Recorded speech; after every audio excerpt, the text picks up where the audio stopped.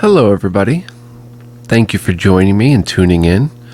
This is going to be episode 0 of a new Let's Play that I want to do for a very old game from I believe 1984 that I recently learned about, and it just seems like an awesome game.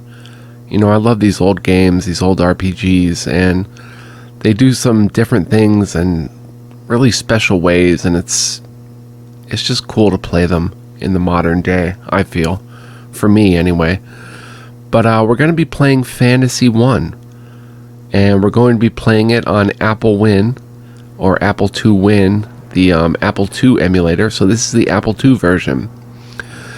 Now, I have to go over the manual because there's a lot of things that we need to know about the game, how it functions, its backstory, and stuff like that. Back in the day, you would find all that in manuals, and you would pretty much need the manual to understand how to play the game, which is what we're doing here. So this is manual for Phantasie 1 and 2, but we're just going to focus on Phantasie 1. It contains rules for all these different systems, and it even came out on the Amiga and DOS for Windows. We'll focus on the Apple II series. Table of contents. We'll go over all this stuff as we see it. So here is, ignore this side. Let's try to, can I zoom in? Let me see if I can zoom in somehow. Alright. Zoom in more. Oh, I was holding the wrong button. There we go. Phantasie 1, Tholi's Tale. Newly arrived on the Isle of Gelnor, an adventurer entered the remote town of Pelnor. From the deteriorating condition of the once prosperous shops, it was clear that things were amiss, just a place where a courageous person might seek a worthy quest. The adventurer hailed a passing citizen. "Where may I find information about your town and land?"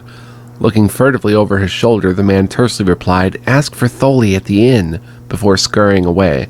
Sure enough, the adventurer found the town's storyteller sitting at the back of the smoky, dimly lit common room.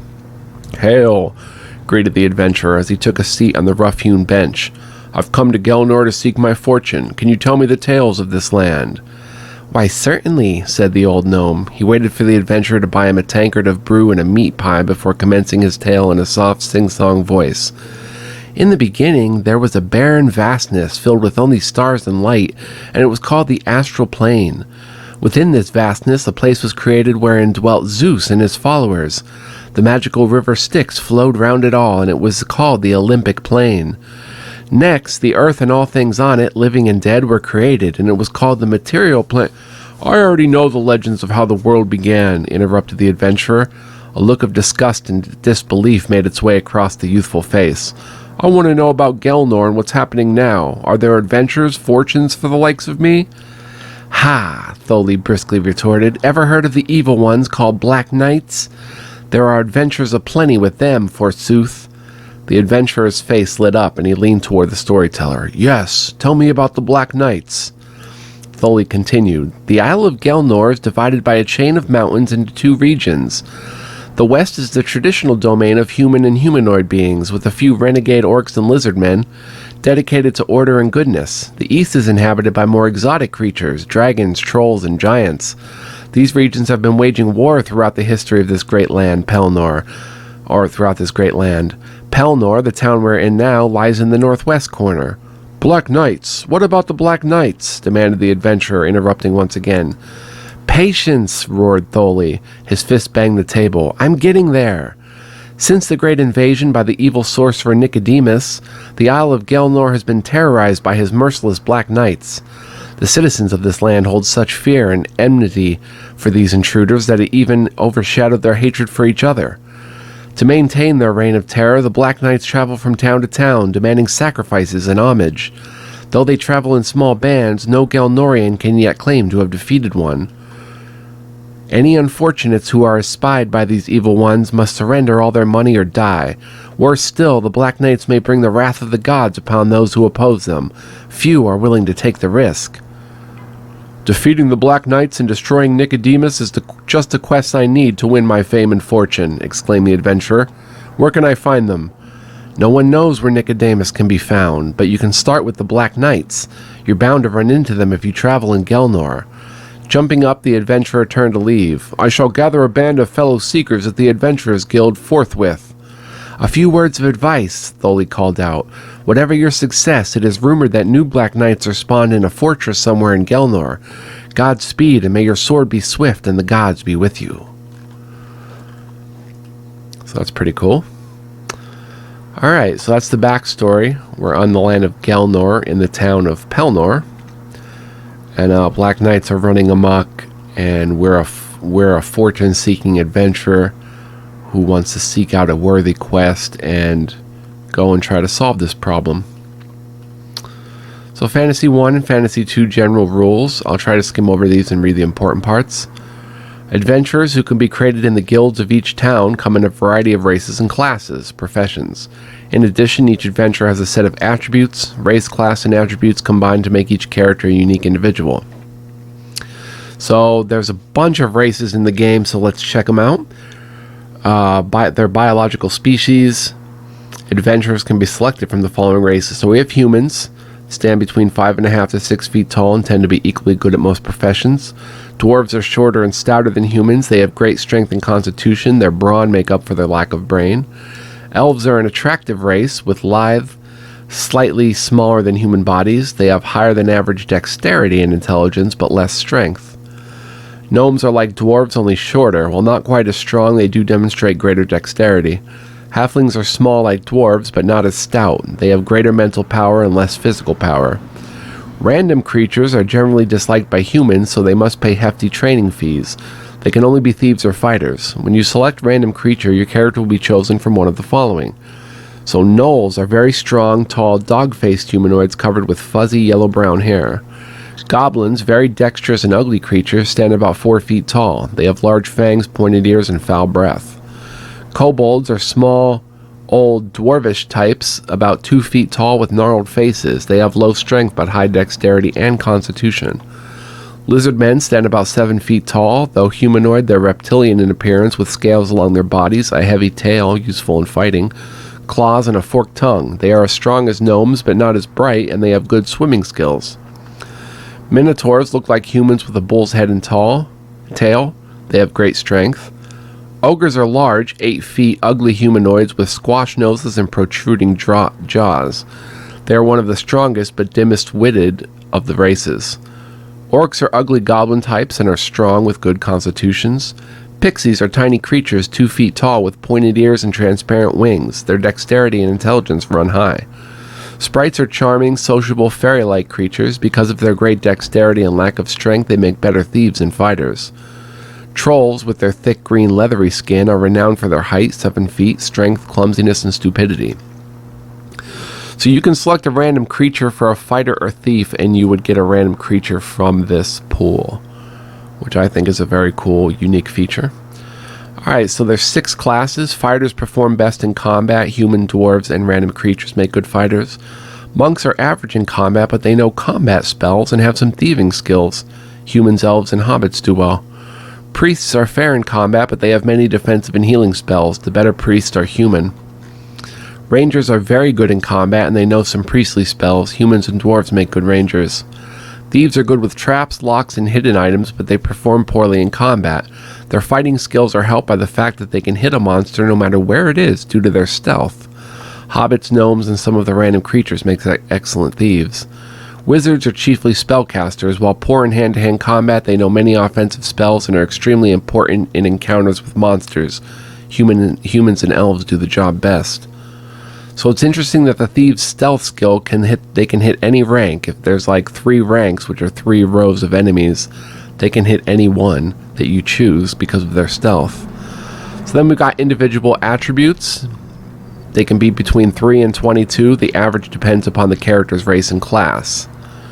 Strength refers to physical strength, and it's crucial for hand-to-hand combat. Fighters need a lot of strength to wield high-level combat equipment. Intelligence is the mental prowess necessary for learning and casting spells. Wizards, priests, and monks must have a high intelligence. So notice there's no wisdom or anything like that. Dexterity means physical agility in handling weapons and conjuring spells, and especially in dodging attacks from monsters. Each profession needs good dexterity, especially fighters and spellcasters. So spellcasters need dexterity. Constitution refers to a character's endurance, and it affects the number of hit points a character can have. See mortality and hit points. Charisma means having a charming personality and good looks. A character's charisma affects the price of training and spells. One further reason that many low charisma random characters must pay. Alright, so we can see the attribute modifiers. Fighter gets +2 strength, -2 intelligence.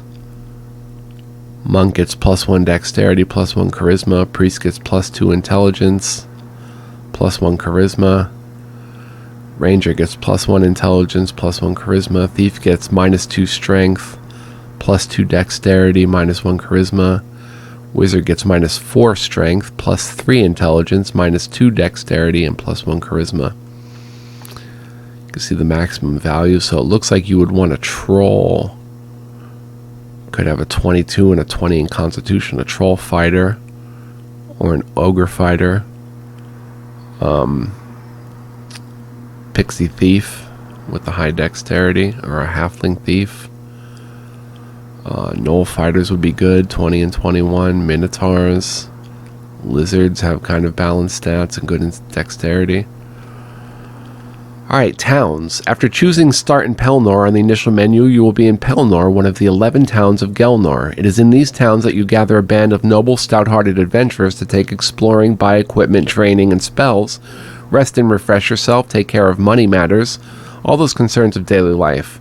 Every town in Gelnor offers safety for monsters and provides the same amenities.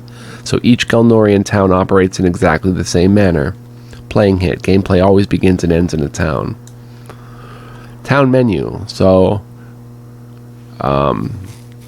there's the guild, where characters are generated and then formed into parties. As many as 37 characters can be generated, but a party can have no more than 6. Guild members are used to create new adventures, add them to a party. So this is basic stuff. List the guild members, create a new one, rename them, add a guild member to party. So a playing hint, the following roster is recommended for a first-time party. 2 spellcasters, wizards, monks, humans, or elves. 1 healer, priest or ranger, human or dwarf. 1 thiefly type, thief or monk, gnome, halfling, or random creature. And 2 combatants, fighters or rangers, humans, dwarves, or random creatures.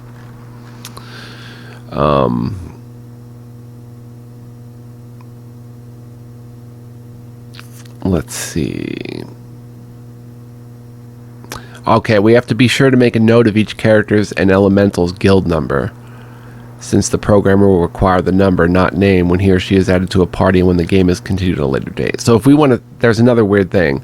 The last 3 characters in the guild are fire, water, and earth, are the elementals that spellcasters may call into combat using the summon elemental spell. Notice that they are fighters, that they also have guild numbers, and that they live in town, number 0, not found in the material plane. So eventually you can summon fire, water, and earth elementals. If you plan to use the summon elemental spell during your next adventure, you should add the elementals to the party while you're still at the guild. That's interesting. I didn't know about that. Spells tell you which spells can be learned by the character and how much they will cost. The spell will be identified by its number, not its name. So you can learn spells at the guild. You can get training. Characters must be carrying gold pieces to pay for learning new spells and for training. With new party members, this means going to the bank, making a withdrawal, then returning to the guild. So the bank has an account for each adventurer, and there are bank branches in every Gelnorian town. Money transactions can be made in any of these locations. All the gold assigned to characters when they were generated was automatically deposited in their accounts. Before buying equipment and items at the armory or buying spellcasting lessons and training at the guild, gold needs to be withdrawn from the bank. Characters should take out enough to cover wilderness expenses too, stays at inns, bribes, or purchases in the dungeon. Each of these cost about 250 gold pieces. When entering a bank, the amount of gold pieces the party's character will be displayed. You know, you can withdraw, deposit. A bank account for a single character can hold a maximum of 65,000 gold pieces. Okay, the armory stocks weapons, armor, shields, scrolls, magic potions, and healing potions, depending on what is in the inventory at any given time. The armorer buys his inventory from adventurers who enter town and sell the treasures they found during their journeys. The items are placed in the store and resold at a slightly higher price. Armories should be checked for changes in their stock. That's interesting. Rings, scrolls, and other treasures found in the armory stay there for future visits. Combat weapons and potions, however, may appear and disappear between visits. So you pick someone to shop, you can look at the items, you can buy. A character can only use one weapon, armor, and shield at a time, and they are never lost or stolen. If the character buys or finds new equipment, it should have a higher point value than the one already owned. Whatever the equipment is, make sure the character has enough strength to use it. Even the club, a point value is 4. So all the items in the game have a point value, but the club may be too strong for a weaker character. The item will be marked unusable. Mystic gives an overall score for the party so you can determine its progress in the adventure. You see the Mystic and it tells you how far along you are in the game. The inn is pretty basic. Characters who have cast spells during their adventures may find their maximum limit for magic has been raised after resting at an inn. Town, you have other options. You can cast a spell, use an item, distribute and sell items, inspect, save game, inspect party members, individual age is important. If we're going to import this game, like after we beat this game into Fantasy 2 and 3, then you don't want humans, because by the time they get to Fantasy 2 or 3, they'll die of old age. So we have to go with fantasy races for the most part.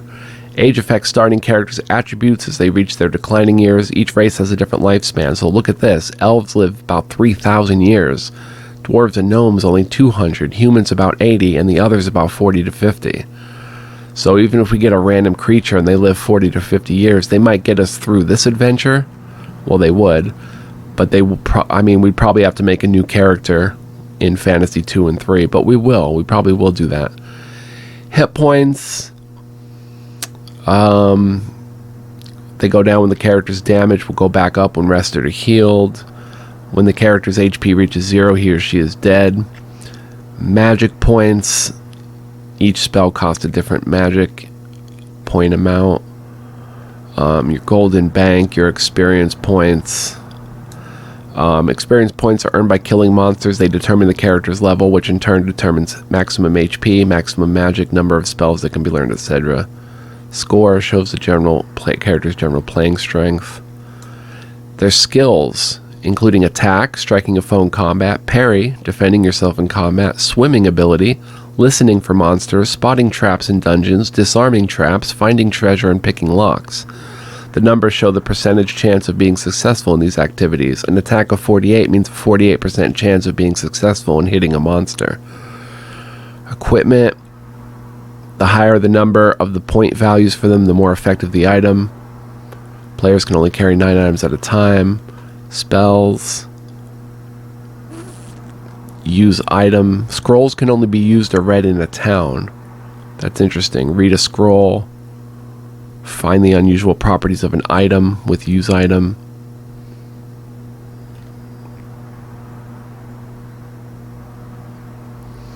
Distribute and sell items.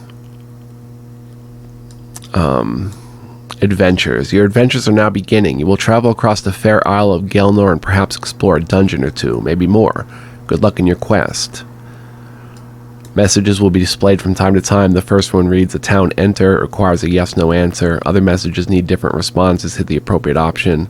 For example, this message might be displayed, "Thief spots a trap, disarm or leave." If you choose to disarm it, it will ask who to do it. Alright, wilderness travel. When your party leaves a town and enters the wilderness, a map of the area you're in will be displayed, along with pictures of the party members and a list of command options. The area near your starting point is known to you invisible. When you travel to unknown lands, the map is blank. When you pass through, it becomes visible, so like a fog of war. Other options available: you can cast a spell, display the health of each member, inspect each member, use a potion, alter melee speed and toggle the sound, and you can move north, east, south, or west 1 square. Pretty basic stuff. Crossing water, either rivers or lakes, means the party must swim or cross a bridge. Characters with poor swimming abilities may sustain damage, thereby reducing their hit points temporarily, like they just took damage. Inns are scattered all over the Isle of Gelnor in addition to being found in each town. These independent inns, though, cost 250 gold pieces plus tax for a single stay of 2 weeks. Like the inns in town, they restore each character's magic and hit points to their maximum limits. Sometimes they increase spellcasters' maximum magic points. There's dungeon exploration. When the party nears a dungeon, you'll be asked if you want to enter. You'll be asked to put in the disc. We have to put in the disc. Once loaded, when the party enters the dungeon, the wilderness map is replaced by the dungeon map, which is revealed as the party presses through each area. You can look, lets you see a larger area that you could otherwise. Some rooms, though, may be even larger than the area you can see with this command. Listen skills are automatically employed by a party member when they approach a door. If they hear monsters, a message is shown and you have the option of turning back. You can pick lock, find item, spot trap, are also automatically attempted at the appropriate times. Success depends on the party member's skill levels. Disarmed Trap is an option when traps are spotted. If you want the trap disarmed, you'll be asked who to do it. Leaving the dungeon is done through the same door used when the party entered. On leaving, you'll be asked if you want to save. When you enter a dungeon for the second time, the monsters may be prepared for you. New locks installed and new monsters recruited. There is a limit, however, to what you can be done with short notice. If you return soon after you left, the monsters you killed might still be dead. So we're almost there, guys. See how long we've been doing this. Only 21 minutes, got plenty of time. Encounters. So you'll encounter monsters, whether in the wilderness or in a dungeon. While they may not be hostile, they will never be helpful. The risk is high, death to the unprepared and unexperienced. So when the party and monsters come face to face, you get an encounter. Shows you the stats. The middle section lists the monsters and how many are in each rank or row. Rank 1 is closest to the party members. Okay, so you can fight the monsters. You can accept the monsters' surrender if they do surrender. You can greet the monsters and hope to... maybe they'll let you pass. You can beg mercy from them or run away. Accept surrender also allows you to take the monster's golden items. Greetings, if they're accepted, allow the party to pass unharmed. Beg for mercy lets the party surrender its gold and some newfound items and go free. Flee, if successful, allows the party to avoid combat. If unsuccessful, the monsters will continue to attack. So it's turn-based combat. You can thrust, attack, slash, lunge, cast, parry, and then just... redo means you would go through them again. So attack, regular attack, means taking 2 normal swings at a nearby monster in rank 1. Thrust means taking 1 hard solid swing, which is more likely to hit and does 1 to 2 more points of damage than an attack.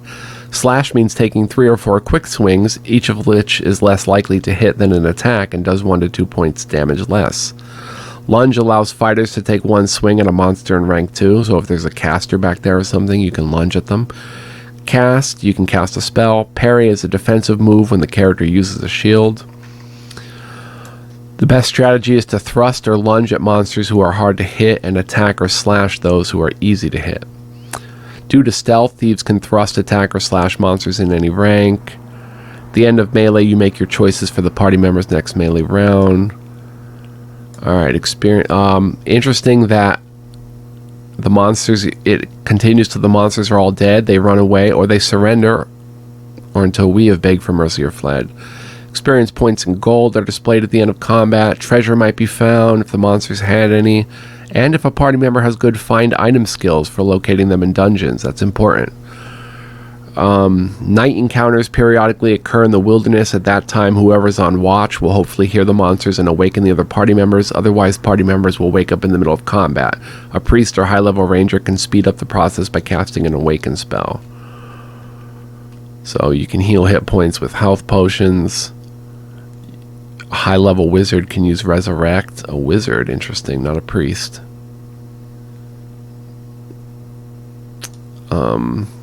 Healing spells, monsters.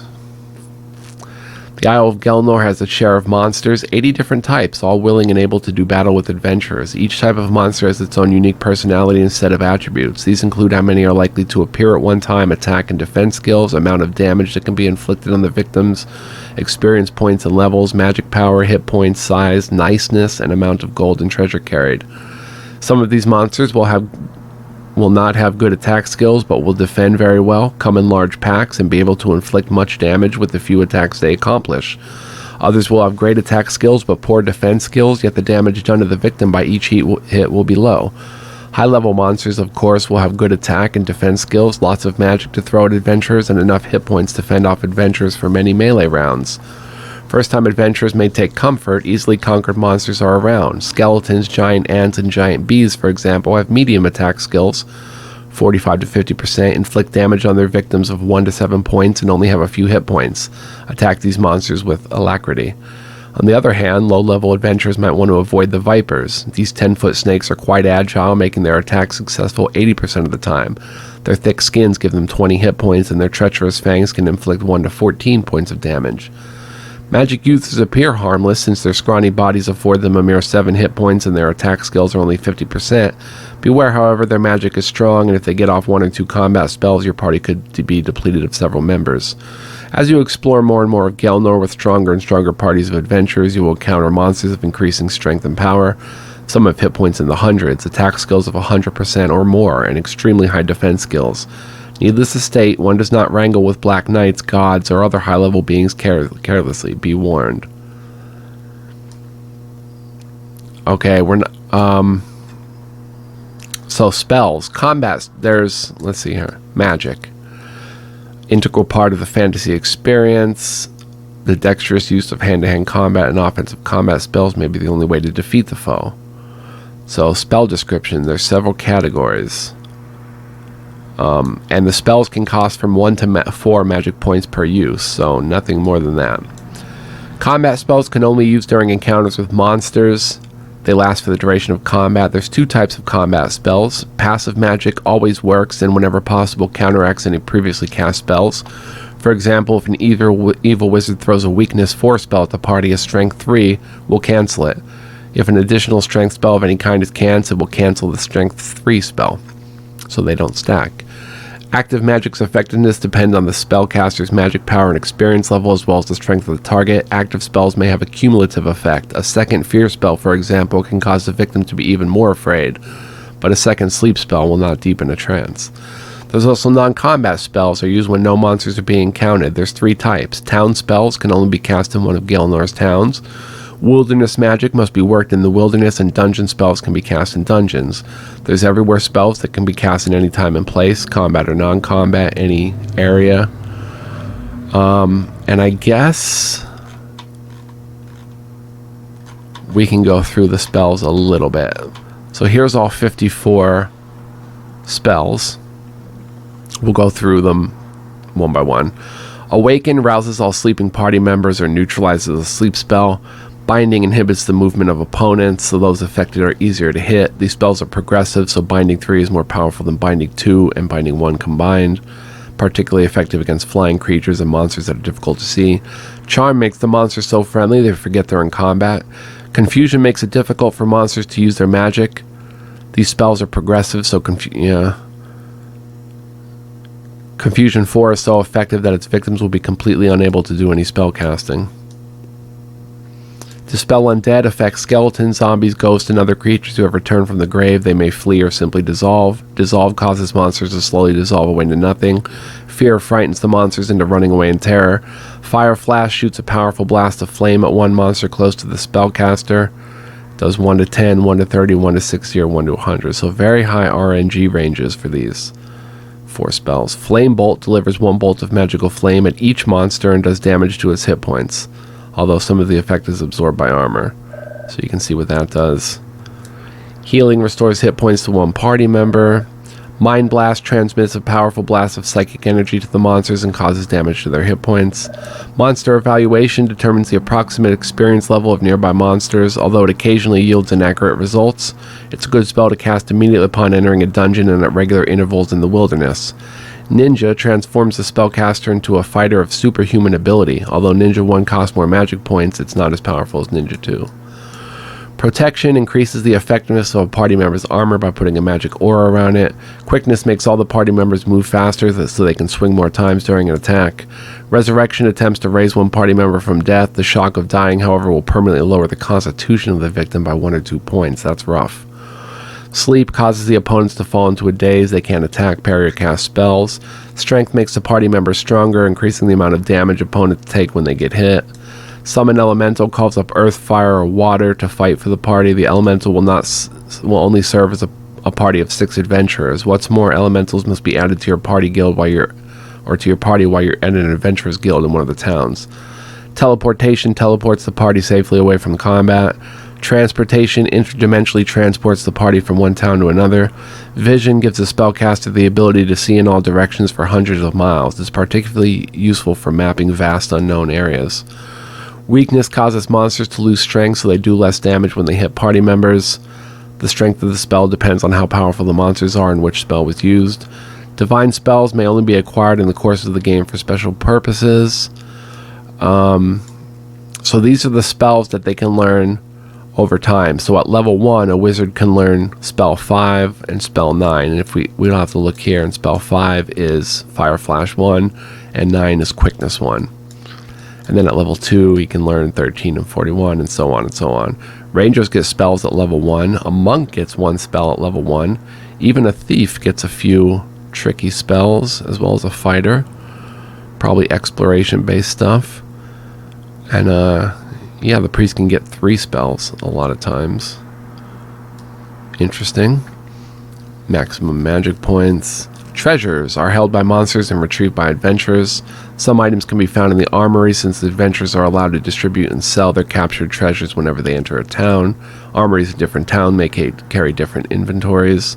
Treasures can fall into 4 categories. Scrolls. A secret society has recorded important events concerning the Isle of Gelnor and its demise. The 20 scrolls have been scattered throughout the land, some hidden, some left in the care of trusted citizens, many of whom unfortunately have met with foul play. To the wise and knowledgeable, their contents hold the keys to restoring Gelnor to its former glory. They can only be read or used in town. Objects d'art and other valuables of vast wealth are said to be hoarded by black knights and monsters alike. Gems, precious minerals, glorious works of art in addition to gold.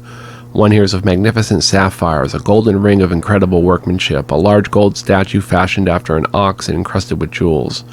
Rings and wand, according to rumors, are described in several scrolls, and they're significant to the plight of Gelnor. This is a spoiler for all the item you can get. I don't want to look at it.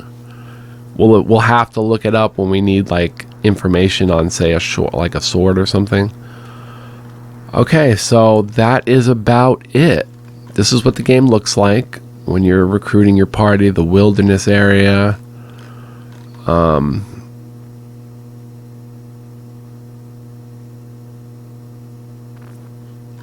Saving a game, you must be in town. Type S for save. Make sure the guild number of the characters you are saving. Oh, you have to make sure of their guild number. You need to use them when you begin again. When you leave a town, your characters are automatically saved onto the game disc. If you've previously saved a game, and if you choose to continue save game, you'll be asked which party member you want. Since Phantasie allows several parties to be exploring concurrently, different characters may be located in different towns. To determine which character or party you want to continue playing, the program needs to know which character you want. So that's interesting. There's the dungeon exploration. Shows you all kinds of cool stuff. Little text details. You can back up characters onto a second disc, which won't be necessary. We can transfer them to Phantasie 2. And the rest is for Commodore and stuff like that. So that is about it. Phantasie 2 updated rules. We're not going to look at that. Yeah, so this is what I want to do. I want to do a giant Phantasie LP from Phantasie 1 to 3. And then maybe play 4 somehow if I can find a ROM of it. But hope you guys are down for that. And you want to see a Phantasie LP. I don't know when I'll be starting it. Probably soon, now that I've gotten the manual episode out of the way. Which is kind of the big block to starting a new LP. We have to learn how the game works. Not a block, but kind of a minor obstacle. We have to go through the manual first and make a video for it so everyone knows what's going on. So yeah, thank you for watching. Hope you're enjoying. Hope you are going to enjoy the Phantasie LP. Look forward to that. All my other LPs will still be going as well. And yeah, we'll get into Phantasie, man, and we'll have some fun. Much love, peace, and joy, guys, and see you in the next video. So long.